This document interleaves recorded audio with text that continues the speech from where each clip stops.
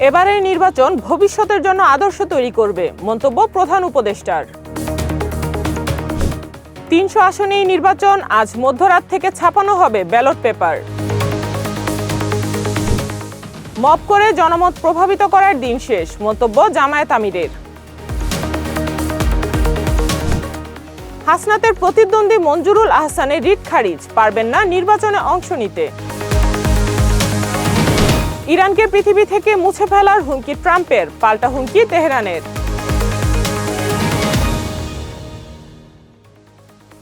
আসসালামু আলাইকুম।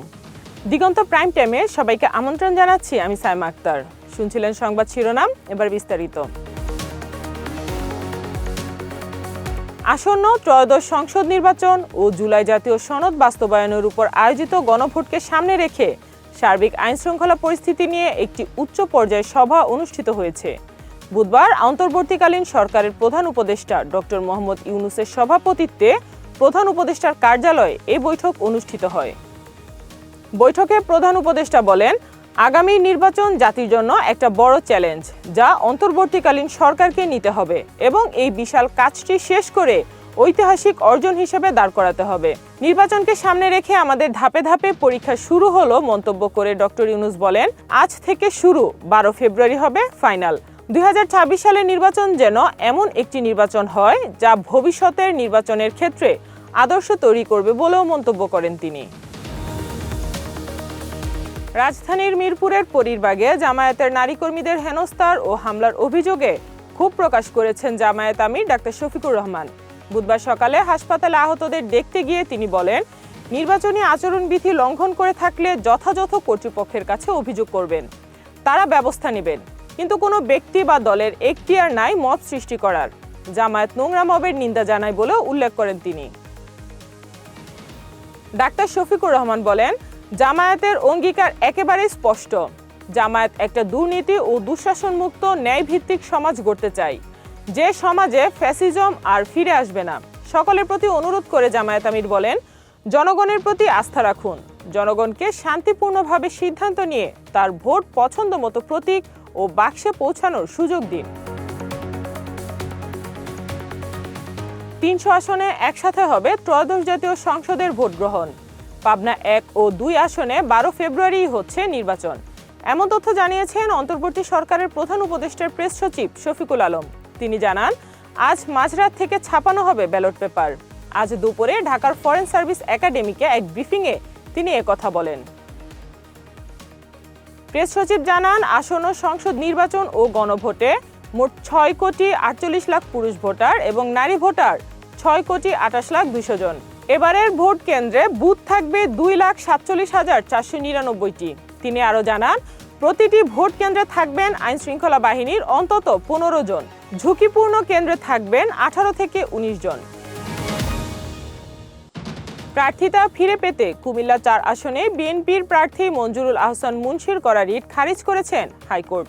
বুধবার বিচারপতি রাজিক আল জলিল ও বিচারপতি আনোয়ারুল ইসলামের হাইকোর্ট বেঞ্চ এ আদেশ দেন।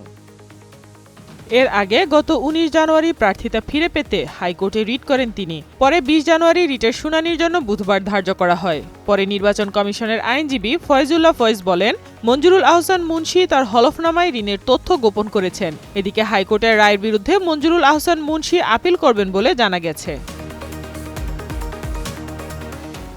নতুন বেতন কাঠামোয় সরকারি কর্মকর্তা কর্মচারীদের বেতন বৃদ্ধির সুপারিশ করা হচ্ছে 100 থেকে 147% পর্যন্ত। প্রথম ধাপে মূল বেতন সর্বোচ্চ 1,60,000 টাকা আর সর্বনিম্ন অর্থাৎ 20তম ধাপে মূল বেতন 20,000 টাকার সুপারিশ করা হচ্ছে। সাবেক অর্থ সচিব জাকির আহমেদ খানের নেতৃত্বাধীন বেতন কমিশন সূত্রে এ তথ্য জানা গেছে। বুধবার বিকেল 5টায় প্রধান উপদেষ্টা অধ্যাপক ডক্টর মোহাম্মদ ইউনূসের হাতে বেতন কমিশন সুপারিশ সহ প্রতিবেদন তুলে দেওয়া হয়। এর আগে নতুন বেতন কাঠামো নির্ধারণ করতে গত 27 জুলাই গঠন করা হয় জাতীয় বেতন কমিশন।